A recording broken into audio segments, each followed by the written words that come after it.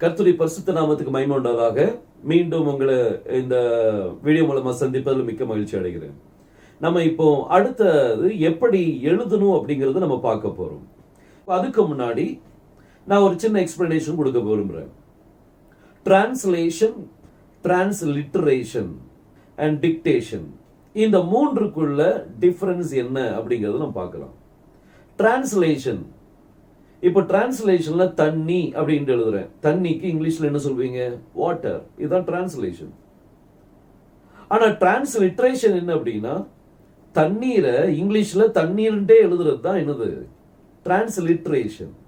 டிரான்ஸ்லேஷன்ல தண்ணீருக்கு இங்கிலீஷ்ல என்ன சொல்லுவாங்க அப்படிங்கறது நம்ம எழுதுறோம், அதான் வாட்டர்.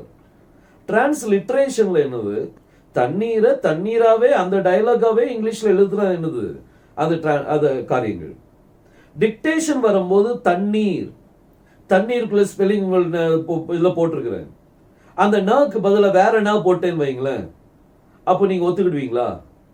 இல்ல. அதே மாதிரி ஹீப்ருலையும் டிக்டேஷன் வேர்ட்ஸ் வந்து அதுல என்ன டிக்டேஷன் வேர்ட் இருக்குதோ அதை நீங்க கண்டிப்பா மனப்பாடம் பண்ணி ஆகணும். ஆனா இந்த வீடியோல நம்ம டிக்டேஷன் வேர்ட்ஸ் படிக்க போறது இல்ல, நம்ம டிரான்ஸ்லேஷனும் படிக்க போறது இல்ல. நம்ம படிக்க போறது டிரான்ஸ்லிட்டரேஷன் படிக்க போறோம். எப்படி எழுதணும் அப்படிங்கிறது. சோ நம்மளுக்கு எழுத தெரிஞ்சிட்டுனா வாசிக்கிறதுக்கு ரொம்ப ஈஸியா நம்ம என்ன செஞ்சலாம், பழகிடலாம். சோ இப்போ நம்ம எப்படி எழுதணுங்கிறத நம்ம ஒரு 4 உதாரணங்கள் நம்ம என்ன செய்யலாம், 4-5 உதாரணங்கள் நம்ம பார்க்க போறோம். பார்க்கலாமா? சரி, முதல் உதாரணம். முதல்ல ராணி. ராணி, இது உங்களுக்கு நான் இப்போ ஹோம்வொர்க் கொடுக்க போறேன். டிரான்ஸ்லிட்ரேஷனுக்குள்ள ஹோம்வொர்க் கொடுக்க போறேன். ஓகே, அதனால இதை கவனமா கவனிங்க. இந்த ஹோம்வொர்க் வந்து நீங்க எழுதி எனக்கு போட்டோ எடுத்து எனக்கு அனுப்புங்க. ஓகே, உங்களை எவ்வளவு முடியுமோ அவ்வளவு எழுதுங்க. நீங்க அதாவது எல்லாம் எழுதணும் அப்படிங்கிறது இல்லை, எவ்வளவு முடியுமோ அவ்வளவு நீங்க எழுதி எனக்கு நீங்க அனுப்புங்க. சரி, இப்போ முதல்ல ராணிக்குள்ளதை பார்க்கலாம். இது வந்து என்னது? டிரான்ஸ்லிட்ரேஷன். நம்ம தமிழ்ல ராணின்னு சொன்னா இங்கிலீஷ்ல என்னது? குயின். ஆனா நான் இங்க குயின்னு சொல்லி எழுதல, ராணிங்கிற ராணின்ட்டு எழுதி இருக்கிறேன், டிரான்ஸ்லிட்ரேஷன் பண்ணிருக்கிறேன். இப்போ இந்த ராணிங்கிற வார்த்தைய நான் ஹீப்ரூல என்ன செய்ய போறேன்? எழுத போறேன். சோ நல்ல கவனிங்க, எப்படிலாம் நான் இது செய்யறேனோ அதே மாதிரி நீங்க செஞ்சு பழகணும். அதுக்கு பிறகு நீங்க மாத்திக்கலாம். அப்புறம் நம்ம உங்களுக்கு எழுத தெரிஞ்சிட்டுனா அப்புறம் இப்படி எல்லாம் எழுத வேண்டிய அவசியமே இல்லை. ஓகே, சோ ராணியில வந்து எப்படி எழுதணும்? முதலாவது வவல்ஸ அண்டர்லைன் பண்ணுங்க. ராணியில என்னெல்லாம் வவல்ஸ் இருக்கு? ஏ, அடுத்தது ஐ, ரெண்டையும் அண்டர்லைன் பண்ணிடுங்க. அடுத்தது ஆருக்கு என்ன எழுத்து வரும் ஹீப்ருல? ரேஷ். அதை இப்படி கோடு போட்டு எழுதிடுங்க. அடுத்தது எண்ணுக்கு என்ன எழுத்து வரும் ஹீப்ருல? நூன். அதையும் கோடு போட்டு நூன் எழுதிருங்க. இப்ப ரேஷ் எப்படி எழுதுவாங்களோ அந்த ரேஷ் போடுங்க, நூன் எப்படி எழுதுவாங்களோ அதை போட்டுக்கிடுங்க. இப்ப ரா, ரா அப்படிங்கிற உச்சரிப்புக்கு ரேஷிக்கில என்ன போடணும்? நம்ம ஃபர்ஸ்ட் வீடியோல பார்த்தோம், நிக்குதுக்குள்ள ஃபர்ஸ்ட் வீடியோல பார்த்தோம், டி போடணும். சோ ரேஷிக்கில டி போட்டீங்கன்னா அது எப்படி உச்சரிப்பீங்க? ரா. அடுத்தது நூன். நூன், நூனுக்கு அதுல எண்ல வந்து நீண்டு வருது. அப்ப நூனுக்கு கீழே என்ன வைக்கணும்? ஒரே ஒரு புள்ளி என்ன செய்யணும்? வைக்கணும். ரைட்? ரா, அடுத்தது நீ. இப்போ ஹீப்ரு வந்து எப்படி எழுதுவாங்க? ரைட் டு லெஃப்ட் எழுதிருப்பாங்க. ஆனா இங்க நான் எப்படி எழுதியிருக்கிறேன்? லெஃப்ட் டு ரைட் எழுதியிருக்கிறேன். லெஃப்ட் டு ரைட் எழுதிடாதீங்க, அது தப்பு. ரைட் டு லெஃப்ட் தான் எழுதணும் ஹீப்ரு எப்பவும். இது உங்களுக்கு புரிய வைக்கிறதுக்காக நான் காமிக்கிறேன். இப்போ அதை அப்படியே மாத்திருங்க. முதல்ல ரேஷ் வரும், அது கீழே டி, அதாவது ரா, அப்புறம் நூன், அது கீழே ஒரு புள்ளி, அதாவது நீ. ஆனா இப்போ இது கரெக்டா? இதை நம்ம இப்படி பார்க்கும்போது கரெக்டா தான் தோணுது. ஆனா இந்த நூன் வந்து கடைசி எழுத்து. நூன் கடைசி எழுத்து வந்தால் அதுல என்ன எழுதணும்? நூன் சோஃபித் எழுதணும். அப்படிதானே? நூன் சோஃபித் எழுதணும். ஆனா நூன் சோஃபித் போட்டீங்கன்னா ஒரு புள்ளி எங்க வைப்பீங்க? சோ இப்போ அந்த ரா நீ, அந்த நூனுக்குள்ள ஒரு புள்ளி வச்சு சைடுல ஒரு யோக் போட்டீங்கன்னா இது ரா, இது நீ, ராணி. ஓகே, இப்படிதான் எழுதுவாங்க. இதுதான் என்னது? the correct way of writing. இப்படிதான் எழுதணும், ராணி. ரைட்? சோ இந்த மெத்தட்ல எப்படி நான் வவல்ஸ் அண்டர்லைன் பண்ணேனோ, எப்படி கோடு போட்டு கரெக்டா அந்த ரேஷ் நூன் நான் எழுதுனேனோ, எப்படி ரேஷ் எழுதணும், எப்படி நூன் எழுதணும், எப்படிலாம் சோ லெஃப்ட் டு ரைட் எழுதுனப்ப இப்ப ரைட் டு லெஃப்ட் எழுதணும். இப்படி எப்படி பண்ணணும், இதே மாதிரி உங்களுக்கு நான் ஹோம்வொர்க் கொடுக்கும்போது இதே மாதிரி தான் நீங்க பண்ணணும். இப்ப அடுத்தது நம்ம பார்க்கலாம். பானு அப்படிங்கிற வார்த்தையை நம்ம பார்க்கலாம், எப்படி எழுதணுங்கிறத பார்க்கலாம். பானு அப்படிங்கிற வார்த்தையில BANU. முதல்ல என்ன செய்யணும், வவல்ஸ் அண்டர்லைன் பண்ணணும், அண்டர்லைன் பண்ணிக்கிடுங்க. அப்புறம் பிக்கு என்ன வரும், பெத் வரும். என்னுக்கு என்ன வரும், நூன் வரும். கோடு போட்டு கரெக்டா எழுதிக்கிடுங்க. அப்புறம் பெத் எப்படி எழுதணுமோ அதை எழுதுங்க ஹீப்ருல. அப்புறம் நூன் எப்படி எழுதுமோ ஹீப்ருல நூன் எழுதுங்க. இப்போ வவல்ஸ் வைக்கணும்.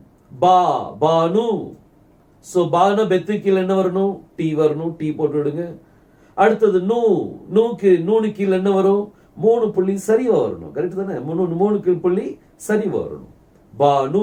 இப்போ இது லெஃப்ட் டு ரைட் இருக்கு, ஹீப்ரு எப்படி எழுதுவாங்க, ரைட் டு லெஃப்ட். சோ மாத்துங்க, பா, அடுத்தது நூ, 3 புள்ளி கீழே வச்சிருக்குது. ஆனா நூன் கடைசி எழுத்த வந்தா அது எப்படி எழுதணும், நூன் சோஃபிட்ல வரும். ஆனா இங்க நூ சவுண்ட் வைக்க முடியாது. இப்போ ஊ சவுண்ட் வேணும் நம்மளுக்கு.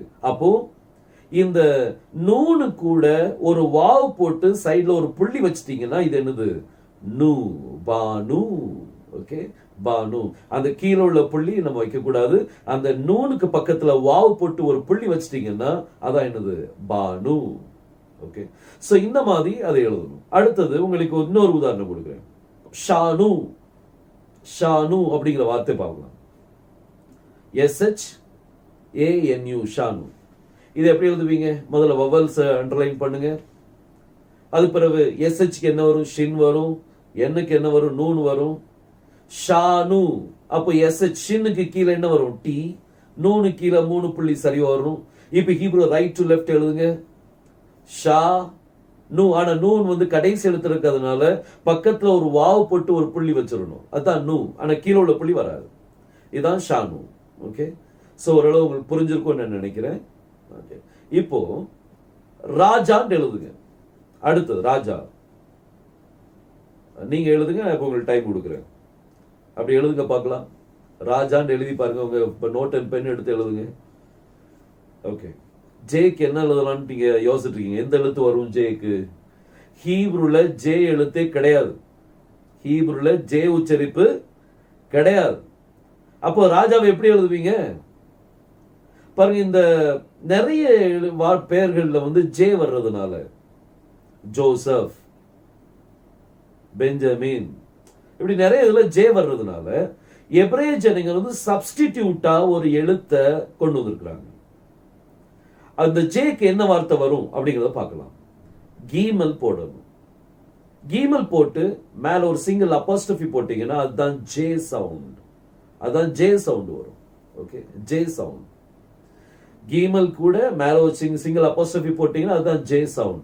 ஆனா இந்த எழுத்துக்கு அர்த்தம் கிடையாது, டீகோடிங் கிடையாது, இதுக்கு மீனிங் கிடையாது, இதுக்கு வேல்யூ கிடையாது. வெறும் அதனுடைய சவுண்ட் மட்டும்தான் மாறும். ஜே மட்டும்தான் அதனுடைய சவுண்ட் வரும். ஜி சவுண்ட் வராது. கீமலுடைய ஜி சவுண்ட் வராது. ஜேங்கிற உச்சரிப்புக்காக கீமல் போட்டு சிங்கிள் அப்போஸ்ட்ரோபி போட்டீங்கன்னா அதான் என்னது, ஜே. இதே மாதிரி இன்னும் 2 எழுத்து இருக்கு, அதுக்கும் உச்சரிப்பு கிடையாது, அதுக்கும் எழுத்து கிடையாது ஹீப்ருல. உதாரணமா ச, ச அப்படிங்கிற சவுண்ட். சைனா, சாக்லேட், சந்திரன், இந்த ச சவுண்ட் வந்து ஹீப்ருல கிடையாது. அப்ப அதுக்கும் சப்ஸ்டியூட்டா ஒரு வார்த்தை வச்சிருக்காங்க இந்த சிஹெச்க்கு. அதாவது சாடே. சாடே போட்டு சிங்கிள் அப்போஸ்ட்ரோபி போட்டீங்கன்னா அதனுடைய உச்சரிப்பு சன்னு சொல்லி உச்சரிக்கணும். அத சா அப்படின்னு சொல்லி உச்சரிக்க கூடாது, ச. ஓகே, சாடே போட்டு சிங்கிள் அப்போஸ்ட்ரோபி போட்டீங்கன்னா அது வந்து ச. அப்ப நீங்க சைனாக்கு அந்த சாடே போட்டு சிங்கிள் அப்போஸ்ட்ரோபி போட்டீங்கன்னா அந்த சங்கிற வார்த்தைக்கு நீங்க யூஸ் பண்ணிக்கலாம். சாக்லேட்டுக்கு, சந்திரன் அப்படிங்கிறதுக்கு சந்திரா.